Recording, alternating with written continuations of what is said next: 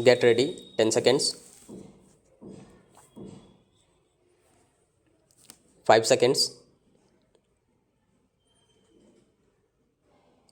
Start.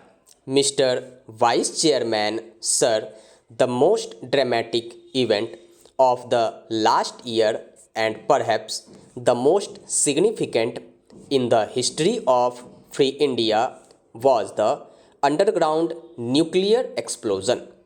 The President's address has taken due note of this event, and the President has rightly congratulated our nuclear scientists and engineers on this important achievement. However, a serious omission in the President's address is that he made no mention of the hundreds of other scientists who are working in equally important fields such as agriculture and fisheries, particularly this year when agriculture has become the whole pivot of our national progress. I would have liked the President to have made at least a mention of those dedicated scientists and technologists who have been doing brilliant work for the development of our countryside.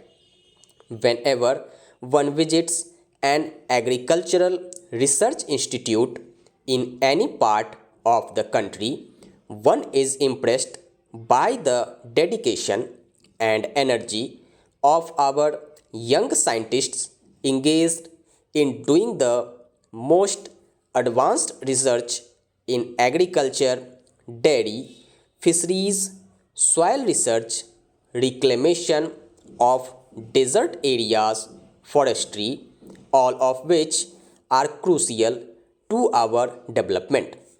At the same time, one gathers the impression that there is a great deal of frustration in our scientists today on account of lack of encouragement and the poor conditions in which they often have to work.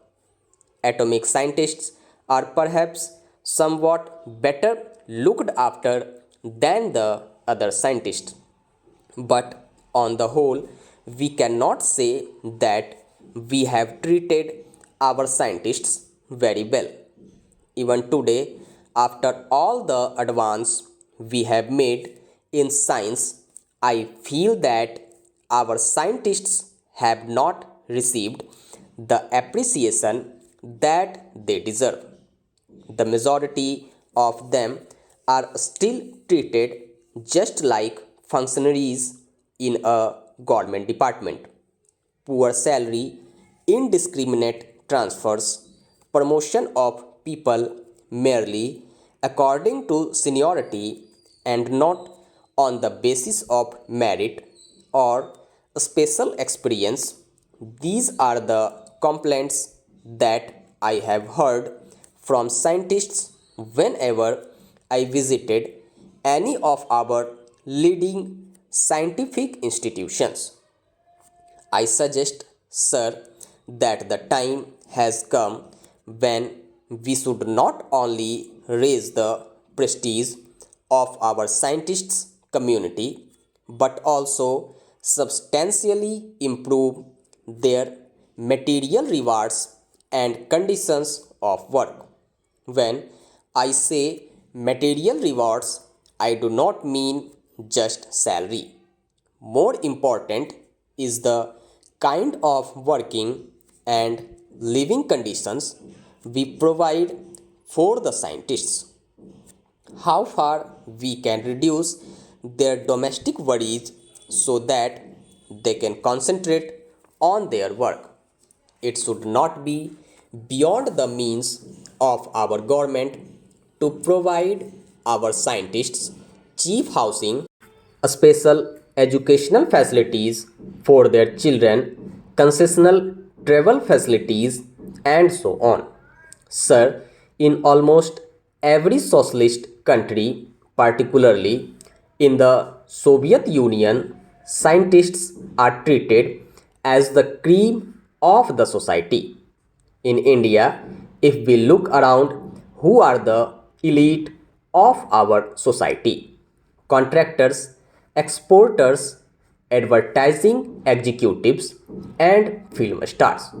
When you think that, after all, what our exporters and businessmen sell are largely the products of our brilliant researchers, it seems great injustice that those who sell the products should get most of the benefit and very little goes to those who have developed the products.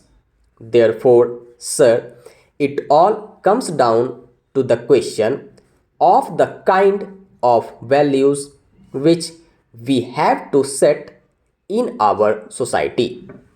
Unless we make a radical change in our system of values and priorities, our progress will continue to be lopsided and haphazard as it has been in recent years. It has become more evident now than ever that only through advanced science and technology we can improve the conditions of the vast masses of our people who live in the rural areas.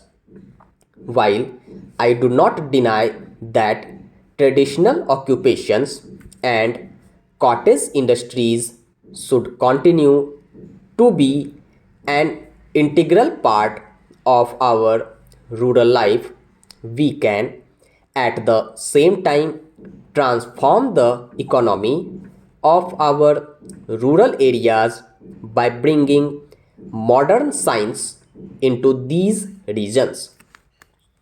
Rural electrification, medical care, schools, modern methods of agriculture, cheap housing, dairies, and fisheries, all these things can be brought to the rural areas if we make the best use of our scientists and if we organize our efforts in such a way as to spread scientific knowledge to the rural population and also provide them facilities to use this knowledge.